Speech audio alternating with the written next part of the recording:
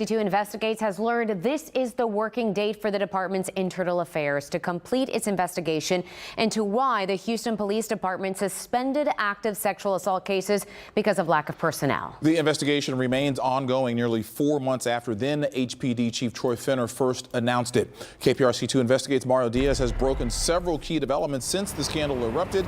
He joins us now from Upper Kirby. Mario.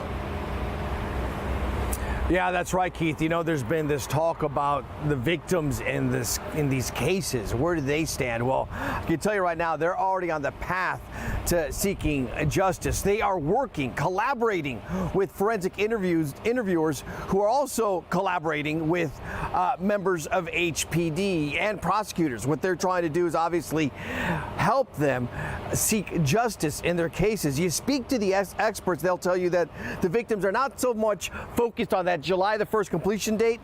They simply want to get what they've been wanting all along, and that is justice in their cases. So the process is working. I'm very pleased with the timetable, certainly of the review committee.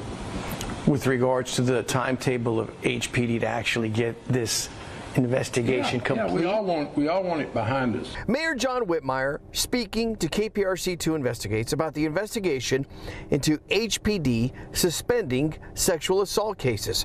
However, the one group who will never be able to put the crimes behind them are the victims whose cases were suspended by HPD. Law enforcement is an integral part of the system, right? Of the sexual assault criminal investigation system. Chow Win believes HPD, forensic support groups, and therapists are doing all they can to help victims get their proper support and justice. However, she also admits, I'm disappointed.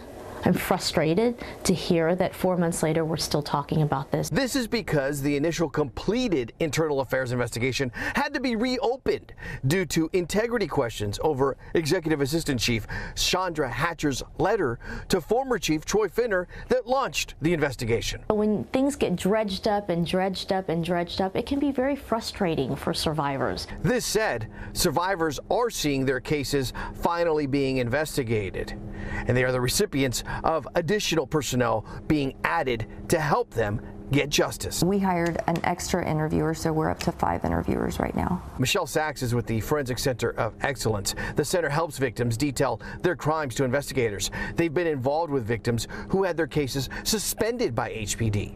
Sachs says that aside from adding more personnel, they've also added more space. We opened up extra slots for interviews, so we can accommodate more than we used to in the past.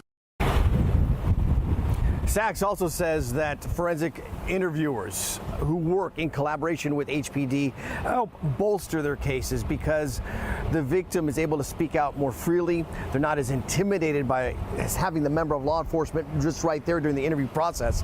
They are watching on a live feed, but they're not right there, and that she says that's key for helping make these cases much stronger. Live in Upper Kirby, Mario Diaz, KPRC2 Investigates. All right, Mario, thank you.